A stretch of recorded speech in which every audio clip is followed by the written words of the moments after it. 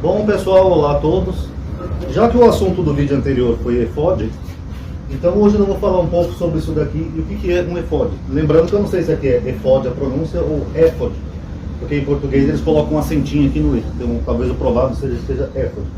Mas enfim, um efod, pessoal, era um aplicativo na época de Moisés para se pedir comida kosher. Moisés falou assim: hoje eu não estou com vontade de cozinhar, eu vou pedir um iPod, só não joga a comida no entregador. Pronto, acabou o vídeo, obrigado, quem gostou dá um like aí. Tô brincando, pessoal. Vamos analisar aqui o que é um efod. Antes, deixa eu só ler um versículo aqui de Crônicas, que é um adendo ao vídeo anterior. Versículo 27, 1 Crônicas 15, 27, que fala assim, ó: Davi, vestido com um linho de manto fino, dançava dando voltas, como também todos os levitas que levavam a arca, os cantores e Conenias, oficial encarregado do transporte. Então aqui Crônicas informa que Davi estava vestido de linho, assim como estavam todos os levitas que estavam carregando a arca. Teve até um rapaz aí que comentou que o rei Osias foi acender incenso no templo, ele foi castigado por Deus, mas isso é uma falsa comparação, pessoal, porque a veste ela é meramente simbólica, era para simbolizar que o rei era o chefe dos sacerdotes, ele era o ungido maior, porque ele era o rei de Israel. Então, naturalmente, em dados momentos, ele poderia se vestir conforme os levitas, que também eram ungidos. Não tem comparação com o rito. O rei Davi não podia fazer. Tanto que quando o rei Davi teve fome, ele pediu ao sacerdote Abiatar a permissão para comer dos pães que era consagrado, porque ali já envolve uma coisa que é consagrada ao Senhor. Aí só o sacerdote poderia dar essa autorização, tá bom? Efod, pessoal, era um vestido de linho que ele era ornado com pedras, acredita-se que eram 12, por causa das 12 tribos de Israel. Vamos ver aqui em Êxodo 28 e 28.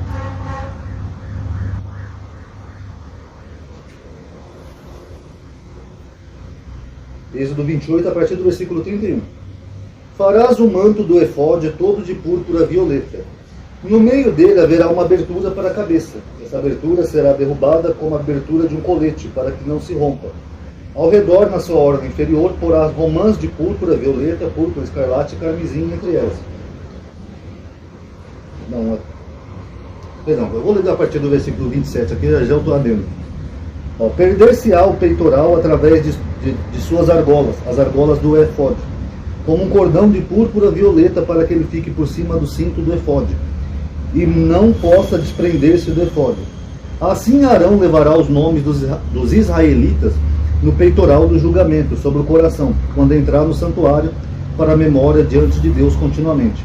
Porás também no peitoral do julgamento o Urim e o Tumim, para que esteja sobre o coração de Arão quando entrar na presença de Deus. Então aqui ele menciona esse Urim e Tumim. Deixa eu só ver mais um versículo aqui. 1 Samuel 14, 41.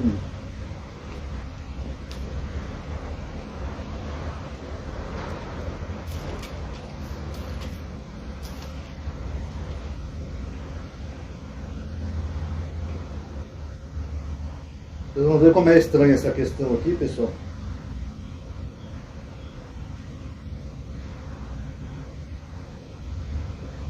1 Samuel 14, 41 diz assim: Saul disse a Deus: Deus, meu Deus, por que não respondeste hoje ao teu servo? Se o pecado recai sobre mim ou sobre meu filho Jonatas, ó Deus de Israel, dá Urim. Se a falta foi cometida pelo teu povo de Israel, dá Tumim.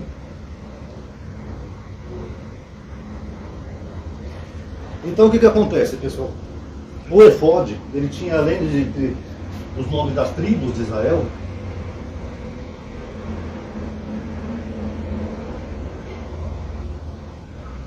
o efod também tinha essas duas pedras, que eram chamadas de Urim e Tumim.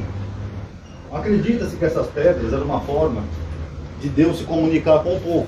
Então note que interessante, não tinha só os profetas que traziam mensagem de Deus, os sacerdotes faziam uso desse tipo de prática para se comunicar com Deus.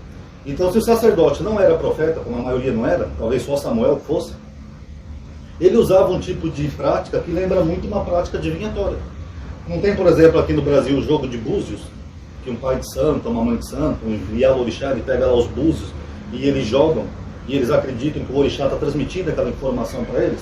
Ó, Misefios, você vai ter uma notícia muito boa essa semana. Então, aqui era uma prática parecida. Só que alguns acreditam, que a gente tem pouca informação sobre isso, que essas pedrinhas de alguma forma, eu não sei se tiravam a sorte, por exemplo, dessas pedrinhas, mas acredita-se que elas poderiam até acender ou algum tipo de processo que dava uma resposta para a pessoa, sim ou não. Tanto que tem uma passagem aqui em Samuel, 2 Samuel 23:9. 1 Samuel 23:9, que Davi, ele faz uso disso daí.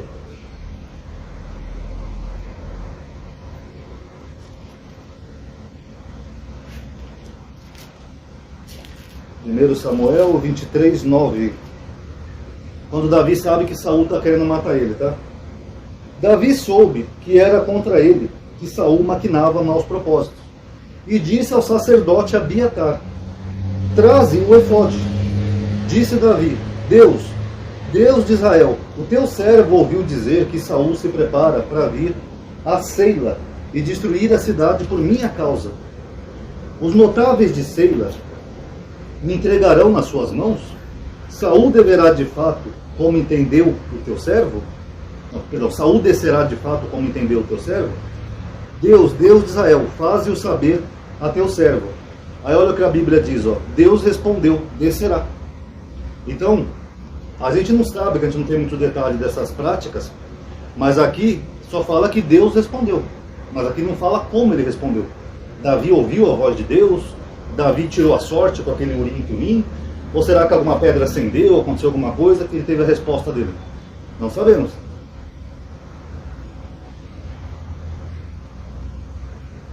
Se bem que aqui fala, ó, Deus respondeu, descerá. Então, se Deus respondeu, a gente pode tomar as duas hipóteses. Tanto que Deus respondeu literalmente, ou que uma das pedrinhas possa significar sim, e ele tomou como afirmativa. Davi indagou: entregar-me-ão os notáveis de Seila a mim e aos meus homens nas mãos de Saul? De novo, ó, disse Deus: entregarão. Então Davi partiu com seus homens, tal, não sei o quê. Então, esse tipo de oráculo, ele era muito usado como se fosse uma prática adivinhatória. Mas aqui o texto ele é meio ambíguo, né? A gente não sabe se ali como que Deus respondeu.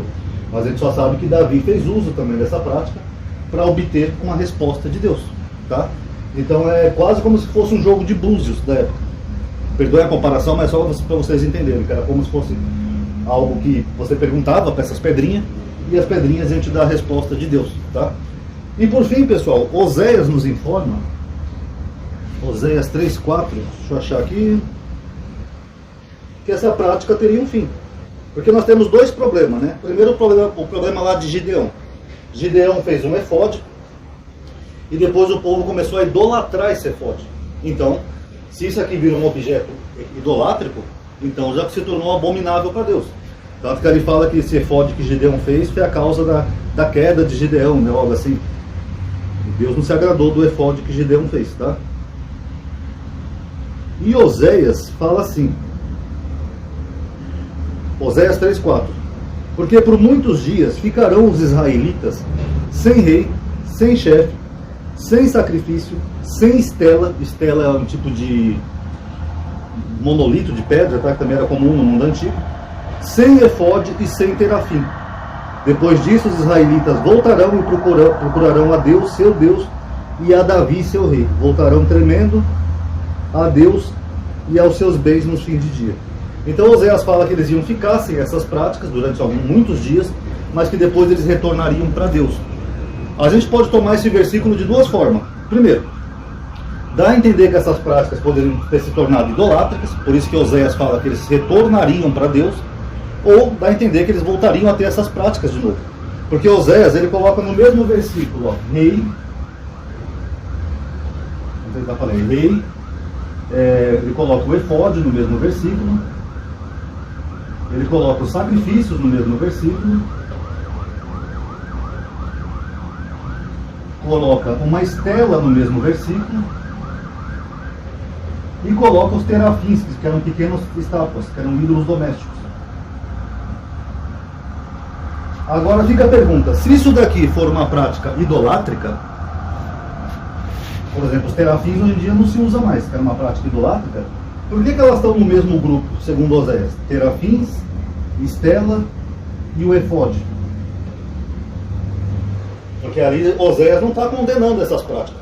Ele está falando que Israel vai ficar sem essas coisas, rei, sacrifício, efode, estela, terafim, mas ele coloca essas coisas em peso igual ali no versículo. Ele não faz uma separação como se umas coisas fossem boas e outras não, até porque sacrifícios voltaram a ter. E rei também, só que depois virou governador, né, em vez de rei, mas é alguém que governa. Então fica estranho esse versículo de Oséias, porque ao mesmo tempo que dá a entender que ele está colocando no mesmo grupo, então dá a entender que isso aqui não era uma coisa ruim na visão de Oséias. Quer dizer que os israelitas, até aquele momento que o autor está escrevendo, eles tinham todas essas coisas. Desde um efode, que a gente pode tomar até como uma arte mágica de adivinhação, uma estela, que é bem estranho, e os terafins, que eu já mostrei aqui para vocês, era comum, que nem no altar de Mica, lá em Juízes 18. Mica tinha tudo isso. Mica tinha o efode, ele tinha um pequeno altar, ele tinha os terafins, que eram aquelas estatuazinhas de ídolos. Meio estranho, né, pessoal? E aí fica até outra questão no ar, né? Esses que tinham esses artifícios, como os terafins, com certeza os terafins eram era politeísmo. Porque se você tem pequenos ídolos, não é uma referência a uma divindade só. Então já é bastante estranho. E outra, por que o efode parou de ser usado depois? Ele só vai só até o período da Babilônia e depois não tem nem menção dele. Será que aquilo era uma prática que depois acabou se tornando idolátrica? E aí depois, em dado momento, os israelitas decidiram parar de usar? Então fica aí para reflexão, tá? Mas resumindo, o efode era isso, tá? É um negócio que os sacerdotes usavam no peito, tinha os nomes das tribos de Israel, alguns acreditam que eram 12 pedras, e mais essas duas pedrinhas aqui, Urim e Tumim, que era usado eventualmente para se comunicar com Deus, que nem o rei Davi fez. E em dado momento eles pararam de usar. Tá? Em dado momento, isso aqui some completamente da história, tá? Gostou do vídeo? Dá um like aí, isso ajuda a aumentar o alcance e a atividade. Obrigado aí por ter assistido. Paz a todos.